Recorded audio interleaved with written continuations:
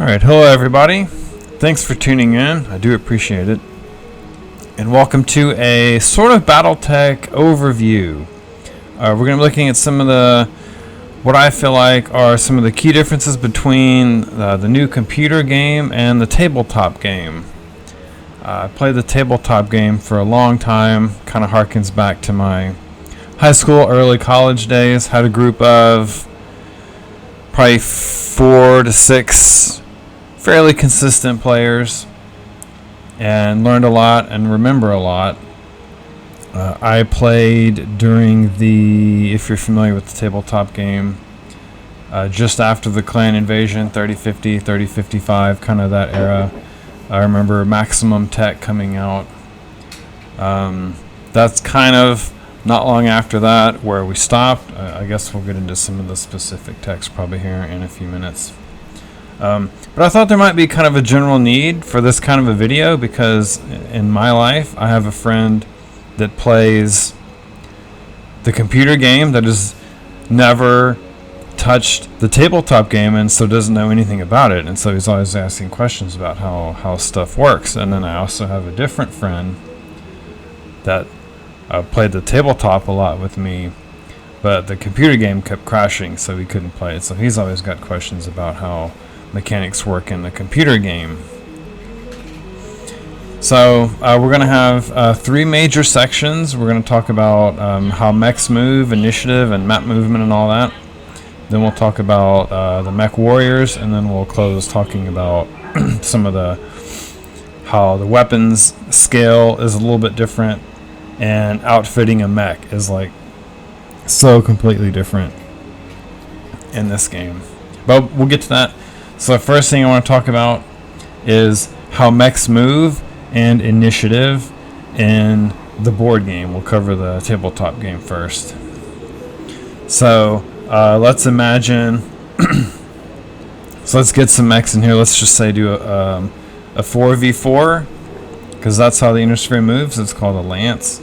We'll talk about, let's get 4 griffins on one side, and we'll get 4 hatchet men on one side, just for example. Now I think the griffins would win this, but it's just for an example, right? So now this would probably work the same. I think they're the same weight class, so they would just alternate, right? No surprises here. Now in the tabletop game, every turn you roll for initiative, or if you're like us, you just house roll it and you just alternate. Because what would happen with us, specifically with me, is I would always lose initiative early, and then, once we've kind of started maneuvering and the combats, and you start getting closer and the combat starts happening, then I would start winning it every round. And so that kind of starts to become an advantage, even though it's RNG, I know, but that's how things roll. So we finally just decided, let's just house rule. We'll just alternate every turn. We won't roll. So whoever has initiative in the tabletop game gets to move last. They're guaranteed to have a unit move last. And if you've only played the computer game, that might sound like a disadvantage, right? Why would you want to move last? Well, that's because the board game functions entirely differently as far as movement and firing and all of that than the computer game does. So in the computer game, a mech moves, it fires right away, and that damage is processed right away. Well, in the tabletop game, everybody moves. So all 8, in this case, all 8 units would all move. Everybody would declare what they're firing, who they're firing at, etc. And then you resolve all damage. Now let's say, just for sake of argument, Griffin will attack Hatchet Man. Okay.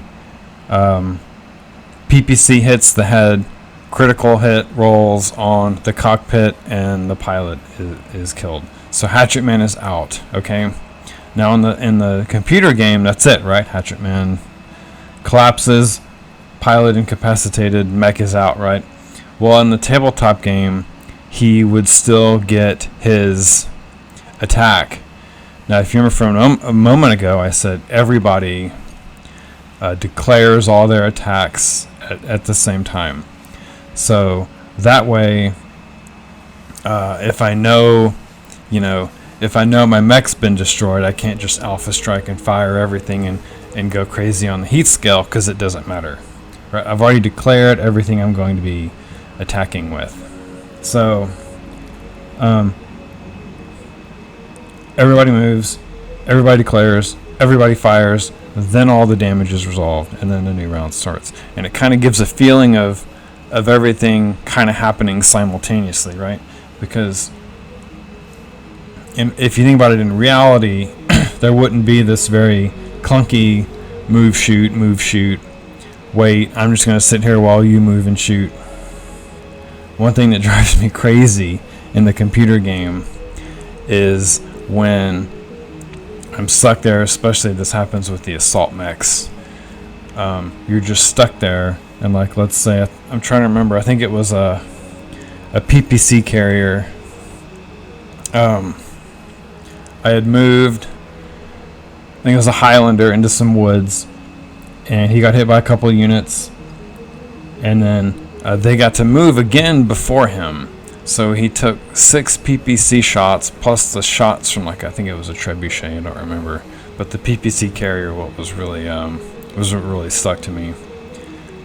And so I just felt like he was just getting drilled before he could do anything about it. And so you never have that in the board game. You always are guaranteed a move in between round attacks, like obviously not necessarily mech attacks. So yeah, it gives this feeling of like simultaneousness of everything's happening at the same time. Now, I'm not necessarily attacking the computer game because I don't feel like having, 8 mechs or even more. Sometimes the biggest battle I've seen was 3 lances, so it was 12 mechs against my 4. So having 16 mechs all move, declare, and then all fire. Like, I just don't think that would quite work as well in the computer game. I quite like the way that you get to move and then your damage is processed right away, because it's just kind of slightly, I guess, more satisfying in a way, if that makes sense. And so, okay, before we start moving into Mech Warriors, because we're going to talk about reserving, but let's look at, like, let's say that we have like let's say 3 Griffins, 5 Hatchetmen, right? That feels maybe slightly more fair. I feel like the Hatchetmen maybe have more of a shot in this one, because if I remember right, Griffin has better range and better mobility than Hatchetman, so maybe even 3v6, but this is just an illustrated point.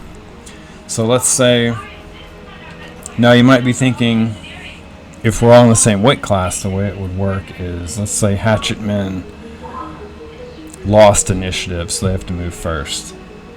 So they will move, then a Griffin, then a Hatchetman, then a Griffin, then 3 Hatchetmen, then the last Griffin. But that's not exactly how it works, because you can't just dump everything into your last, whatever you want to call it, movement round or phase, I guess. You have to kind of split them up.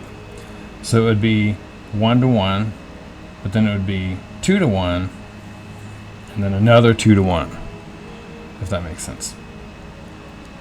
And then if the Hatchetman had initiative, it wouldn't be Griffin, Hatchet, Griffin, Hatchet, Griffin, and then 3 Hatchets, right? That's just not fair. So it would be Griffin, Hatchet, Griffin, 2 Hatchets, Griffin, 2 Hatchets. So you have to kind of space them out like that. Okay. So this is why going last is so good in a tabletop game, because everybody's moved, everybody's set up, you can see all your hit numbers and align all your 2 hits with basically the most optimal target. Like, say, someone who's damaged, you can decide, if I just can't get a good enough hit rate on them, who else might I want to attack? In the computer game, you never have that because your damage is processed instantly. So going early is always better in the computer game.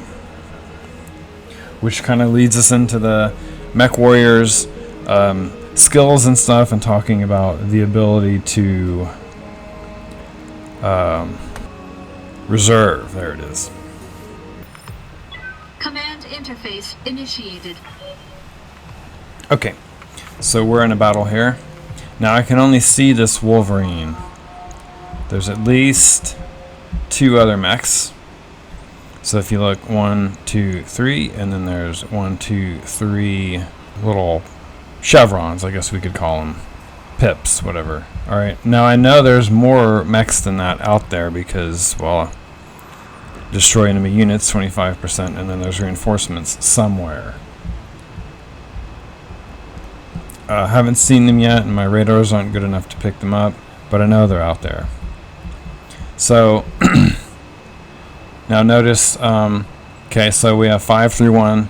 It's all based on class in the computer game. It's not strict. The tabletop game doesn't care about how heavy you are. If you want to move your Atlas first, and then all your light mechs, you can totally do that. But like we said, the later you go in the tabletop game, the better. So you want to move generally your strongest mech as late as you can. It may not be last necessarily because you might not have initiative. But in this game, right, I know I've said this enough, going earlier is better. But we can reserve, and notice what that does. That takes my 2 people. So 1 is assaults, 2 is heavy, 3 is medium, 4 is light, and then 5 kind of gets into some of the piloting skill stuff where you have a thing, I think it's Tactician, lets you move one class earlier than you're supposed to be able to. So if you have your Tactician in an assault mech, he would be a 2. And so if they're in a light mech and they're a Tactician, they would be a 5, and they would get to go before anybody. But we can reserve if we want, and what that does is that pushes us down the list, but it only pushes us down the list for this one turn. So this is extremely good if, say, we have, like, let's just say the Wolverine was like up here. I could reserve, let all of them go, jump in there with a back shot, hose him, and the next round, this is assuming I'm in a fairly light mech, I could get out before I get drilled. So it opens up a lot of strategies, and I really like it. I think it's a pretty good system overall. Plus it has a way, because going last in this one is inherently bad, it has a way of kind of penalizing the assault mechs, and you know, one of the problems, I guess this is a problem, most people might not think it is a problem, is it's kind of like, why would you run anything but assault mechs unless there's some reason, like say a tonnage drop limit or something like that? You know, why would you ever not want to be in an assault mech? Unless it's maybe some kind of recon mission where speed is an issue. But generally speaking, you know, medium mechs and especially light mechs, they just don't have the firepower. And the tankiness. They just get shredded, you know. So we'll talk real quick about how the pilots work in the tabletop game. They're pretty simple. So the tabletop game uses 2d6 for 2 hits, so 2 dice. And you have a base to hit, and then you have modifiers. So a base pilot, if you're playing like stock, is what they call a 4-5. So it's 4 gunnery and 5 piloting. That means if we're just standing short range next to each other, no one's moved, and there's no cover, I have to roll a 4 or higher to hit you. Sounds pretty easy, right? That means I only miss on a 2 or a 3, which is pretty unlikely. But the problem is you're almost never just standing close range where no one has moved. So in the board game, if you walk, run, or jump, it gets harder each one. And then it's based on how far your opponent has moved. Basically, the farther they've moved, the harder they are to hit. And then if they've jumped, you add an extra +1 on top of the modifier for how far they've moved. And then there's all kind of other stuff. Range adds to it, cover, like trees, add to it. And so, you know, most target numbers realistically are probably between like 8 and 10. And obviously they go higher than that. There's plenty that are 12, or even if you get into 13, that's an impossible shot. So that happens. And people do all kind of house rules, like they say every, say, 4 or 5 mech kills, my pilot becomes better, and I can drop one of his base skills there. The best pilot is a 0-0. I think that's in the compendium. There's no negatives, but we did that for a little while, and we found that a 0-0 pilot is so ridiculously overpowered. I mean, just imagine a normal pilot has, say, a 9 to hit, whereas 0 would have, that would be a 5. I mean, it's just, they're too good, basically. They weren't any fun. They didn't need the strategy normal pilots need. But that was us, you know, to each his own. Okay, so since we've talked about 2 hits, I want to handle, hopefully kind of quickly here, how the computer game handles it, because it's a system I quite like, and it pretty, I feel like, well represents the way it works in the board game. This is, right now, Grasshopper so far for this battle has been my tank. Notice full armor, full armor, full armor. Alright, he's down about 250, it looks like, close. So he needs his evasion, right? Notice right now it says he's out up by his little shield icon here, but notice as I move my mouse around, if I move here, see the little chevron past the little bulwark thing. Notice if I stand still, nothing will happen. If I move here, I will gain 1. Still 1 here. Now notice it shot up to 2. 2, 2, 2. Looks like the most I could get on foot is 2. But if I jump, see there's 4. So let's say if I bring it in here, 2. If I bring it right next to me. So it looks like it works pretty similarly, where this would be 1 if I walked, but it's 2 if I jump. This would be, let's see if we can get this right. So yeah, this was 2 for jump. So yeah, it looks like it works the same, where it's going to be the same distance moved +1 for the jump. But it doesn't. Now in the tabletop game, you get that from everybody. And one thing that I actually kind of like in the computer game is, let's say I did go here and I get 4 little chevrons. So the first mech to attack me is going to get the full difficulty modifier. So they're going to get the hardest shot. But then after that mech shoots at me, I'm going to lose 1. And then the next mech, I'll lose another one. And eventually, like I am here, I will run out. And I feel like I actually kind of like that system better, because I can't just dodge everybody and try and shoot at the same time. I mean, if you have 4 people shooting at you, your concentration can only handle so much. So actually I feel like it's a pretty good system. Okay, this is the piloting sort of skill development tree, if you will. You will not start off obviously with all these filled out, and in fact there's going to be a lot of big pips like this. Each one I think has 2, is that right? Okay, yeah, I hired a new guy so we can look. So each one's going to have 2. And the reason they've all disappeared on these other people is because you can only have 3.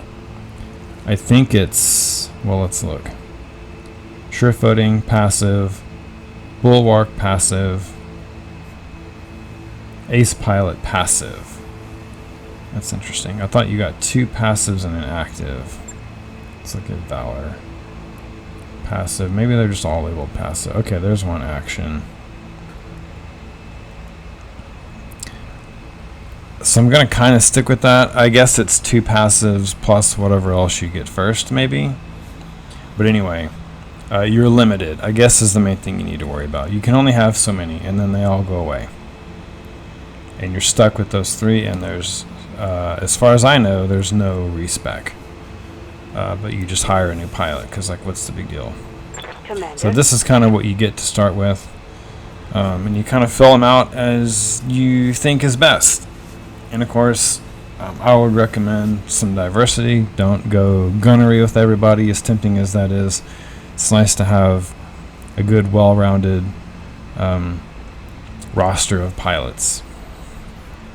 Okay, so finally we're going to get into looking at mechs here.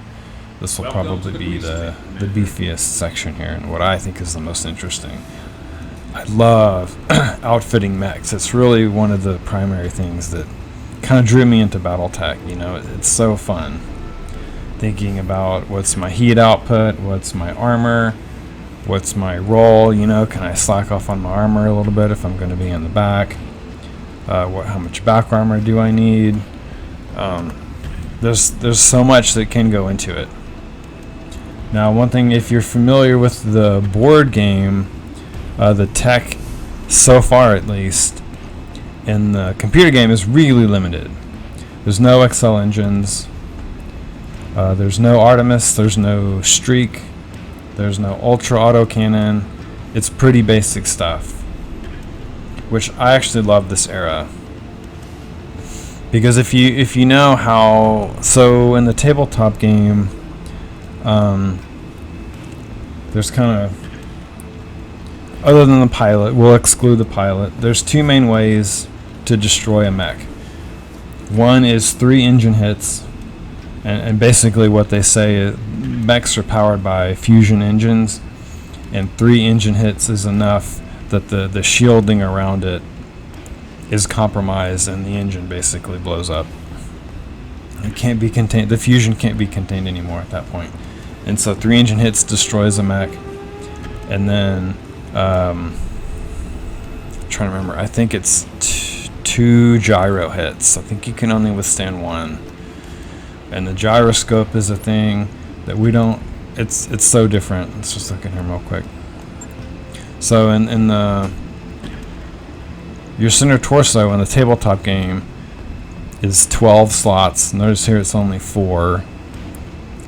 That's not that different because most of the slots in the tabletop game are occupied. 6 of them go to engine and 4 of them go to gyro. So you only get 2 open. So you actually get more open here for the computer game. And so any critical hits to those are what destroys the mech. So the center torso in both games is the one that you just can't lose. If that one gets lost, your mech's guaranteed destroyed.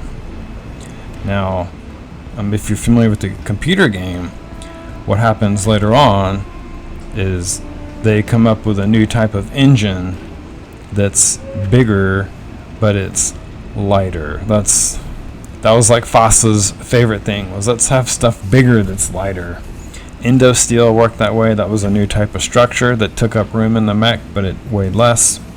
Excel engines for the inner sphere, which is what we are, take up 3 slots in each side torso, but weigh half as much.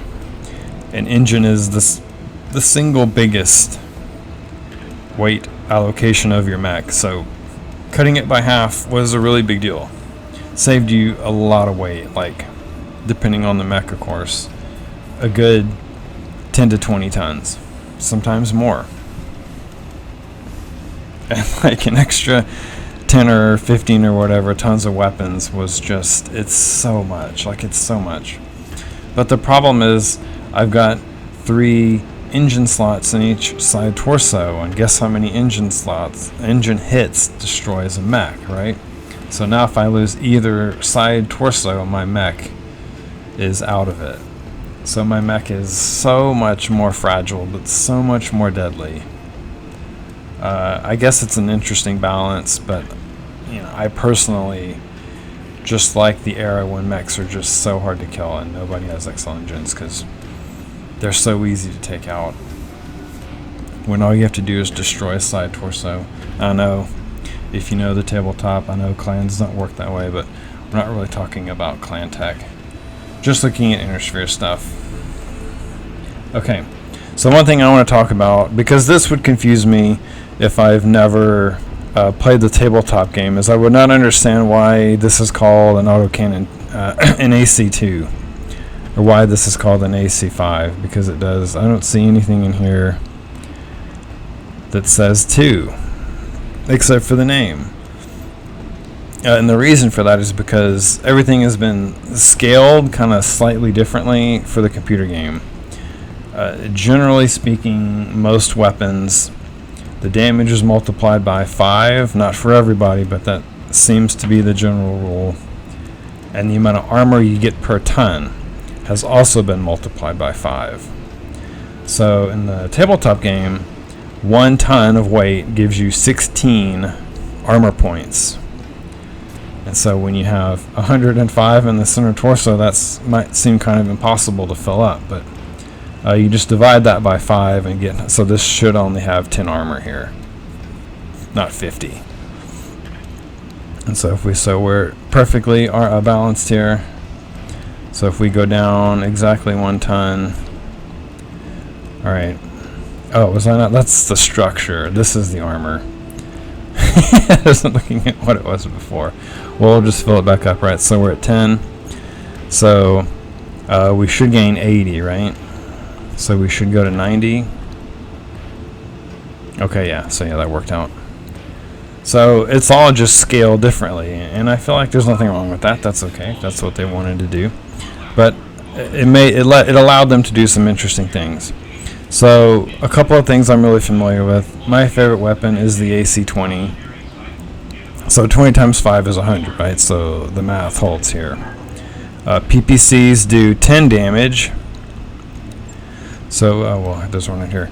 So at standard reason, they should do 50, right? 10 times 5. So the math seems to hold there. But one thing that I like, in particular, some of these lighter autocannons, I hated the AC2 in the tabletop game. To me, it's just such a useless weapon. I mean, 2 damage, it's silly. But notice, it does not do 10 damage, which would still be pretty irrelevant, right? So I'd have to hit you, if it did 15 shots to get through your front right torso here. And this isn't even that big of a mech. This is just a catapult. So Atlas is going to have even more than that.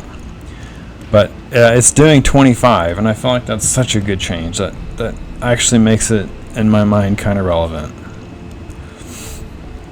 And so the AC-10, by that logic, should do 50, but it does 60. And then the AC-5 should do 25. So these have gotten, in my opinion, nice upgrades, and they're now usable. I never, ever ran 2s or 5s. They're too heavy. I mean, what is that? 6 tons, plus you have to carry ammo for it. So a minimum of 7 tons for 2 damage. It just doesn't make sense. I don't care how far it goes. Okay, and then heat sinks are also something that's really different. A standard heat sink in the tabletop game dissipates 1 heat, not 3. Double heat sink, of course, therefore would dissipate 2, not 6. So heat was multiplied by 3. So a PPC in the tabletop game does the same damage and heat. So it's 10 heat, 10 damage.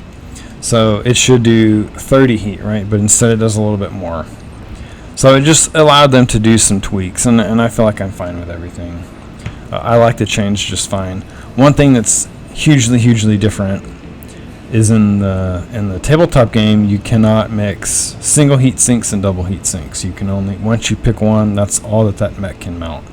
And that's just for balance purposes, because, you know, thematically or scientifically it seems to make perfect sense in my mind that you could just mount whatever you have room for. I suspect it's because in the tabletop game, your engine can hold heat sinks inside of it. It can hold its rating divided by 25, which If you only know the computer game, that might not make any sense. But basically, your engine rating is your tonnage multiplied by how far you can walk, which is usually your jump. So even with no jump jets, I can go up to 4, so I know that my walk is 4, and then your run is 50% faster than that. So what that basically amounts to is most mechs can kind of hold anywhere between 8 to 12, I guess is pretty typical. The biggest engine, which is the 400, so that would be a 100-ton mech that can walk 4, or an 80-ton mech that can walk 5. Charger, there is a mech that does that. It's not a very good mech because it's basically all engine, but there's one out there. That would hold 16 because that's 400 divided by 25. So that's you could put 16 heat sinks in that engine, and they wouldn't take up any slots in here in the mech. And when you're getting into the big assault mechs, that's a big deal, especially if you want double heat sinks because they're so huge. That's their big drawback, right? Is 3 slots is a lot to give up, especially later on. Let's say you have an XL engine and you have an Indo steel structure. You have a lot of your slots taken up by kind of utility, and at the same time you have a lot of tonnage freed up by those things. So space becomes extremely critical. A minor difference, the legs only have 2 slots in a tabletop game, which is actually really significant if you think about it, because that means you cannot put double heat sinks in your legs in the tabletop game, which means if you want to stand in depth 1 water, you get no heat benefit for that unless you're running singles. In the board game, I think underwater heat sinks dissipate, I think it's double, so it's pretty good if you can get I haven't really studied the computer game enough to know if it's that way or not. It seems like just standing in water, even ankle depth water in the computer game, gives you a heat benefit. I don't think it's double. In fact, I'm pretty sure it's not, but I don't remember how much it is. But it doesn't seem to matter if they're submerged or not. Okay, one more thing to talk about. Kind of on the subject of the engine rating stuff, I wanted to look at something. So let's look at Highlander here real quick. Okay, so here's my Highlander build. AC-20. Laser cluster, missile cluster, arm mod in case he needs to go melee. Notice double heat sinks in the legs. Gyro, because he's kind of the tank. He's kind of my main tank, generally. Alright.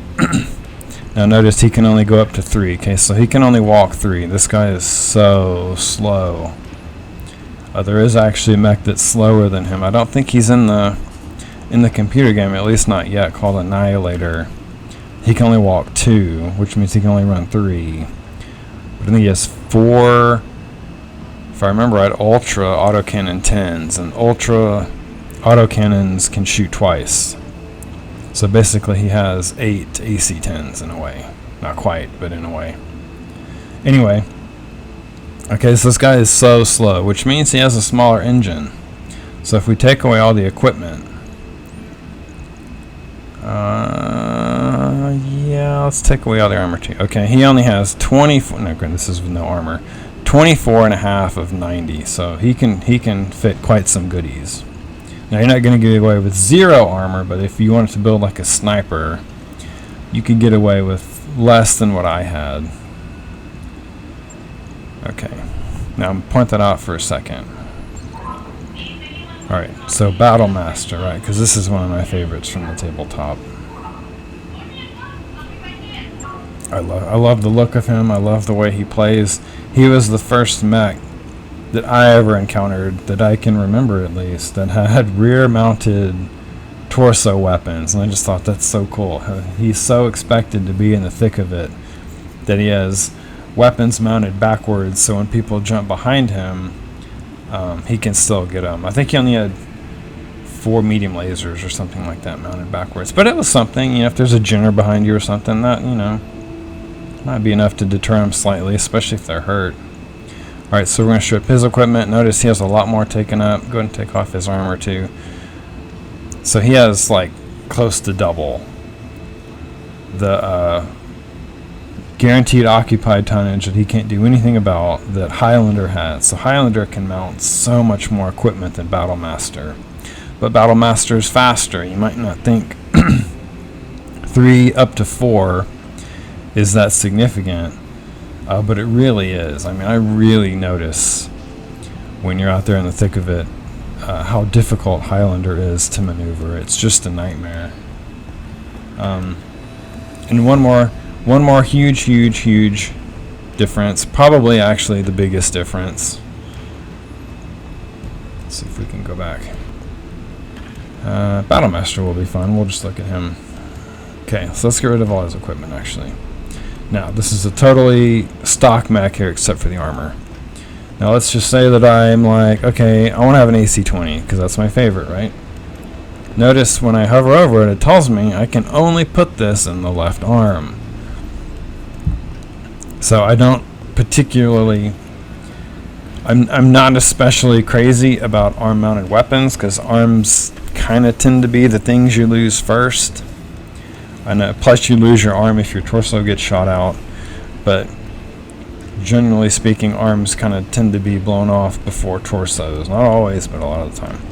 So we have we have these things called mounting points or hard points. I call them mounting points. I guess it doesn't really matter.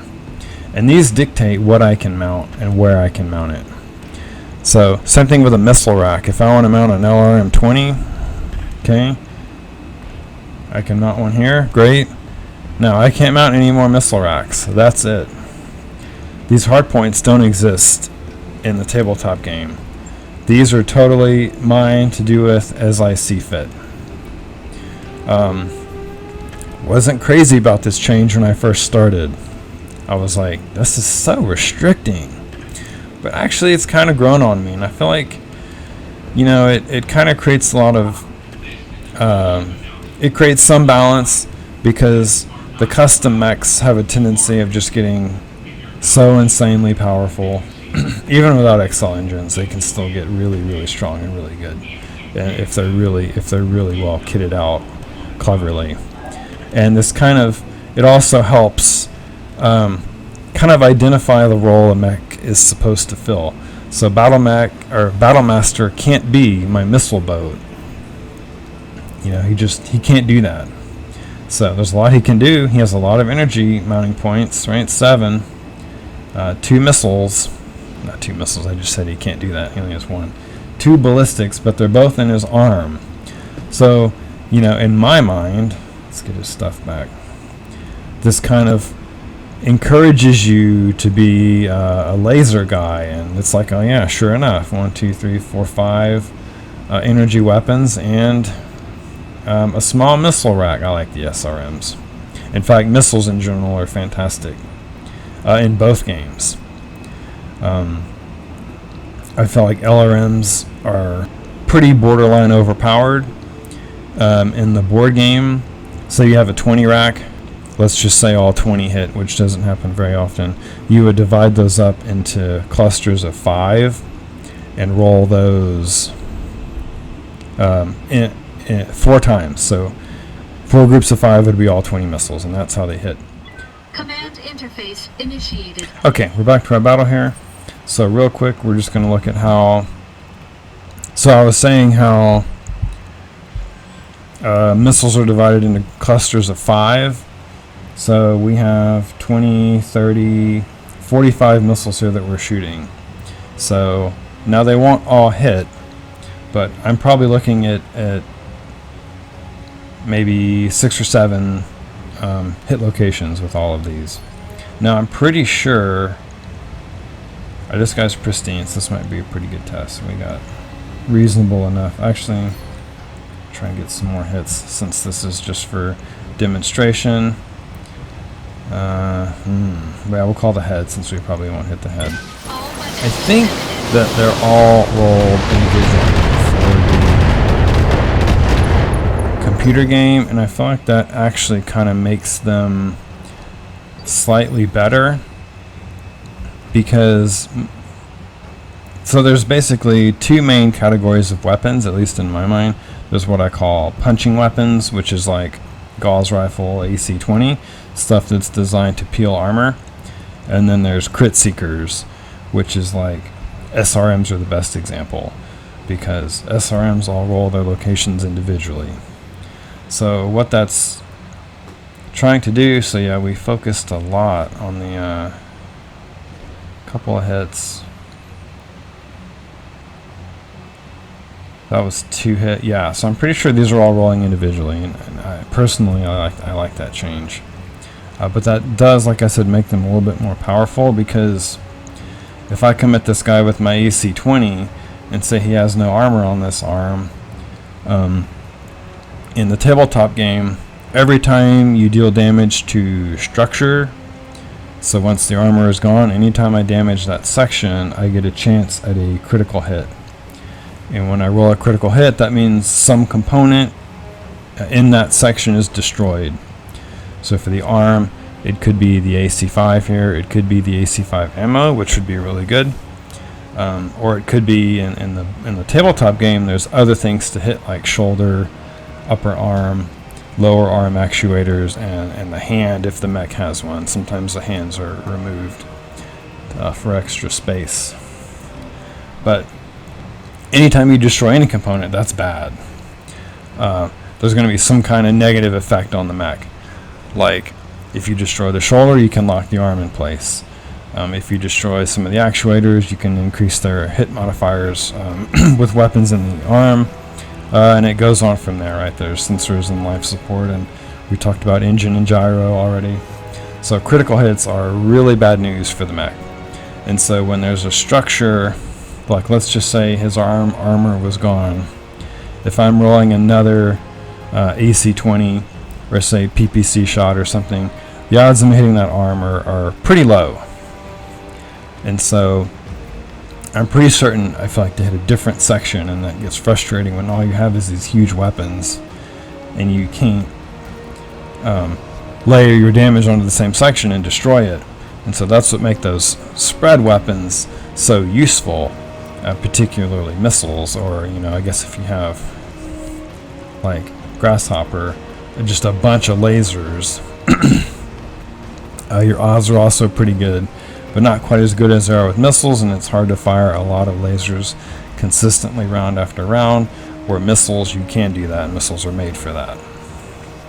So it helps you, once you've peeled that armor off, helps you get those critical hits and start that mech going down. And one last thing I think to talk about is what they call damage transfer. If you've ever noticed with like a melee hit, if you've seen, like I've seen, if you punch a small mech with a big mech, you can possibly destroy two sections, like arm and right torso or something. Same with an AC-20. If you blow off an arm, you might be wondering, if I roll arm hits, does it miss? Or what happens? And so when a section is destroyed, excess damage gets transferred to the next section inward. So arm goes to side torso, goes to center torso, legs go to center torso.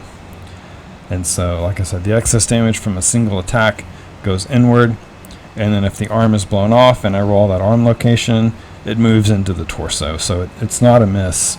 Blowing off sections is always good for the attacker. Alright, I think that pretty well covers this. I really appreciate it if you've watched till the end. I sure hope you learned something. Thanks so much for tuning in, and I will catch you next time.